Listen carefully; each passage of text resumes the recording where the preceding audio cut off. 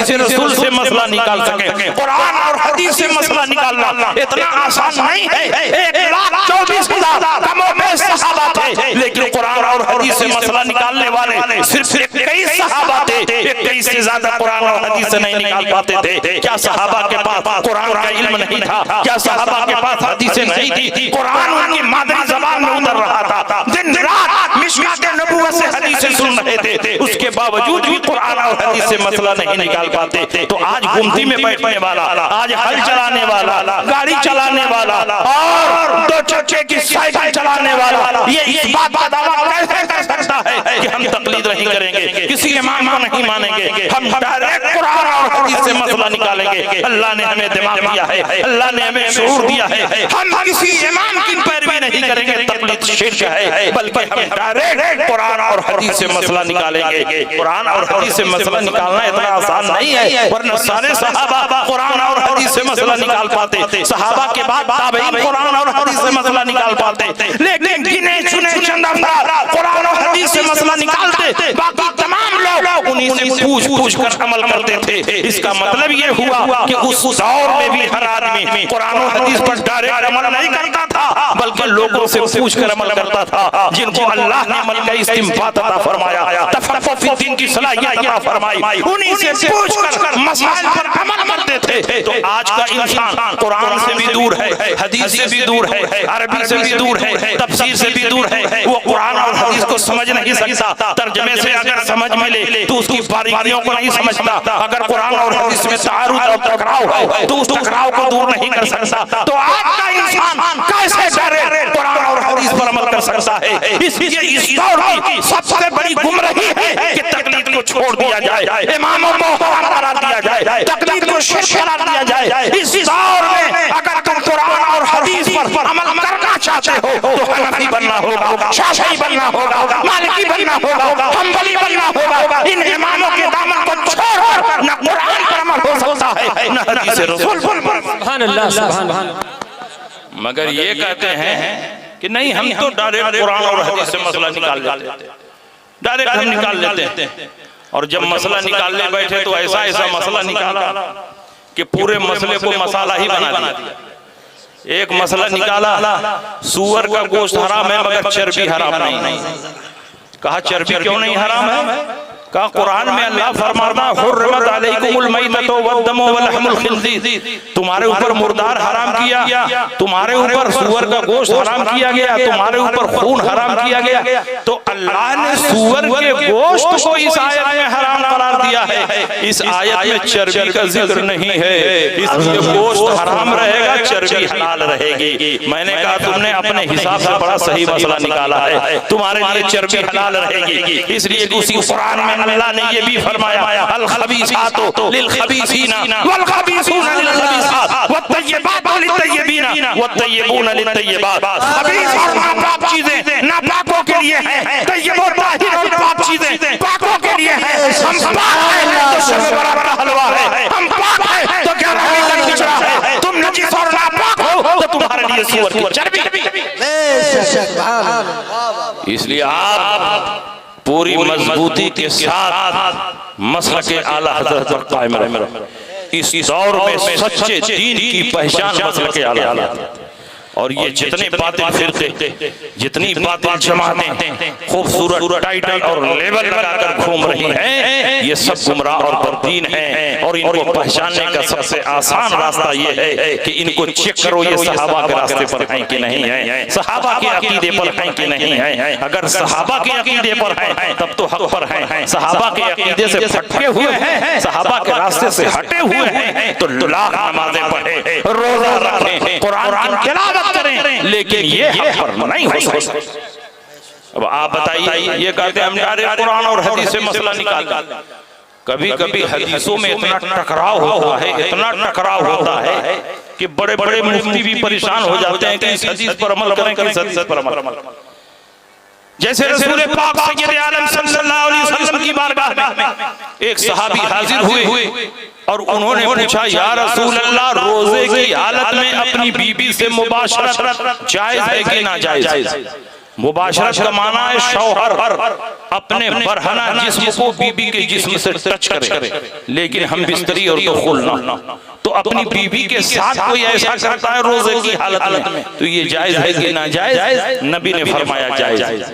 वो चले गए, दूसरे सहाबी आए, उन्होंने पूछा या रसूलल्लाह रोजे की हालत में अपनी बीबी से मुबाशरत जायज है कि ना जायज? रसूल पाक ने फरमाया ना जायज है, ऐसा मत करना। मैं आपसे पूछना चाहता हूँ, हदीस दो है लेकिन दोनों में टकराव हो रहा है। एक हदीस बताती है रोजे की हालत में अपनी बीबी से मुबाशरत जायज, दूसरी हदीस बताती है रोजे की हालत में अपनी बीबी से मुबाशरत ना जायज। इस बड़ा से बड़ा मुफ्ती और फकीह भी होगा तो इस टकराव और तारुफ को दूर नहीं कर सकता। लेकिन जिस मसले को कोई नहीं हल कर सकता उसको इमाम आजम अबू हनीफा हल करते हैं, हमारे इमाम हल करते हैं। आपकी बारगाह में सवाल हुआ, हुजूर आप क्या फतवा देते हैं? रसूल की एक हदीस बताती है रोजे की हालत में अपनी बीबी से मुबाशरत जायज है, दूसरी हदीस बताती है रोजे की हालत में अपनी बीबी से मुबाशरत नाजायज है। हदीस में टकराव है, हदीस में तारुफ है, आप क्या जवाब देते हैं? अगर इस हदीस के मुताबिक फतवा देंगे उसके खिलाफ हो जाएगा, उसके मुताबिक फतवा देंगे इसके खिलाफ हो जाएगा। इमाम आजम अबू हनीफा फरमाते हैं कि हदीस में कोई टकराव नहीं, ये तुम्हारे समझने का फेर है। पहले नंबर पर नबी की खिदमत में जो सहाबी हाजिर हुए वो बूढ़े सहाबी थे। बूढ़ों में कुव्वत शहवानिया कम होती है, वो अपने मिजाज को कंट्रोल कर सकते हैं, अपने जज्बात को काबू में रख सकते हैं, तो उनके लिए नबी ने फरमाया तुम्हारे लिए मुबाशरत जायज है। और दूसरे नंबर पर जो सहाबी हाजिर हुए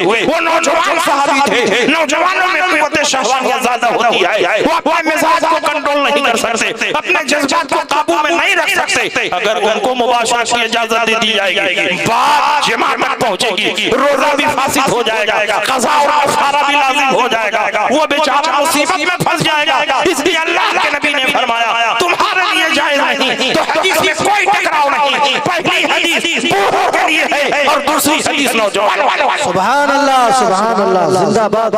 बताओ इस तरह का टकराव एक दो जगह नहीं है, हजारों जगहों पर, हजारों जगहों पर। रसूल पाक सय्यद आलम सल्लल्लाहु अलैहि वसल्लम पेशाब बैठ कर करते थे कि खड़े होकर करते थे?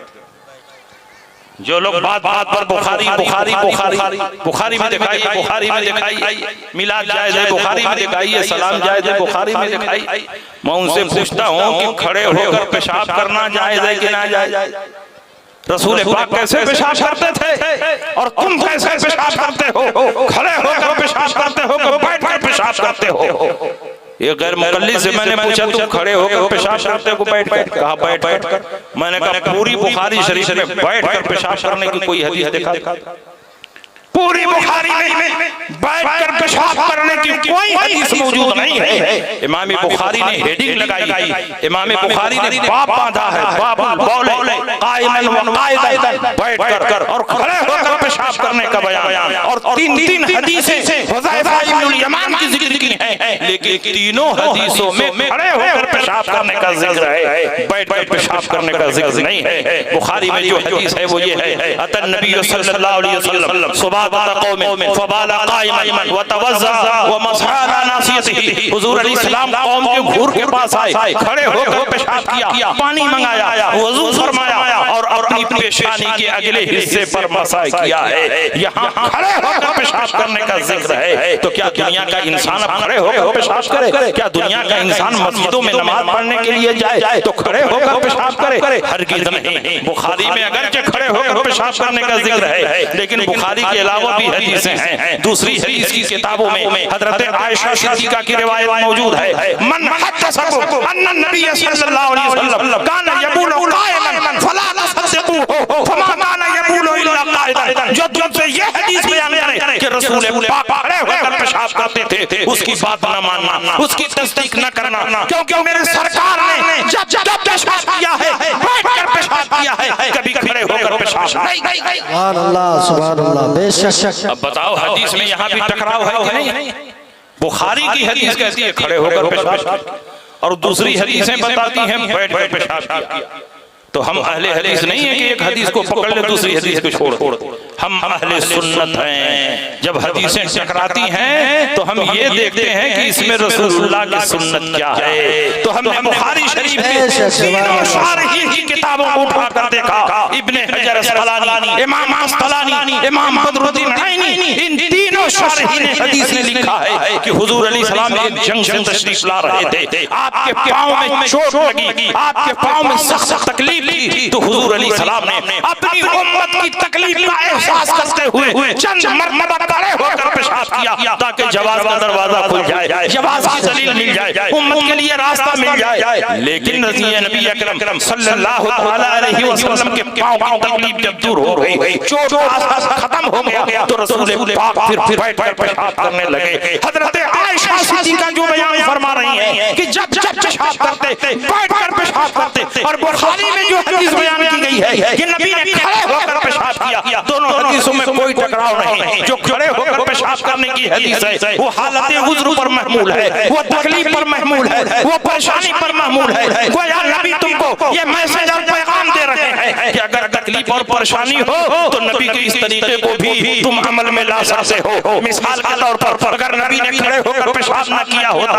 और आपका एक्सीडेंट हो जाता, पांव फ्रैक्चर कर जाता और उसमें प्लास्टर लग जाता और आप बैठ पेशाब नहीं कर पाते, तो बताओ कैसे पेशाब करते। यहाँ के लिए रसूल पाक ने वो अमल पेश किया है। लेकिन जब जाओ में कोई तकलीफ ना हो, कोई परेशानी ना हो, कोई उज़्र ना हो, तो बैठ कर पेशाब करना ये रसूलुल्लाह की सुन्नत है। इसी को हज़रत आयशा बयान कर रही है। इसका मतलब ये हुआ कि जब तकलीफ और परेशानी हो तो बैठ खड़े होकर पेशाब करना ये सिर्फ जायज है, लेकिन बैठ कर पेशाब करना ये रसूलुल्लाह की सुन्नत है। सुभान अल्लाह, सुभान अल्लाह। तो आप बताइए सुन्नत पर अमल करेंगे कि जायज पर अमल करेंगे?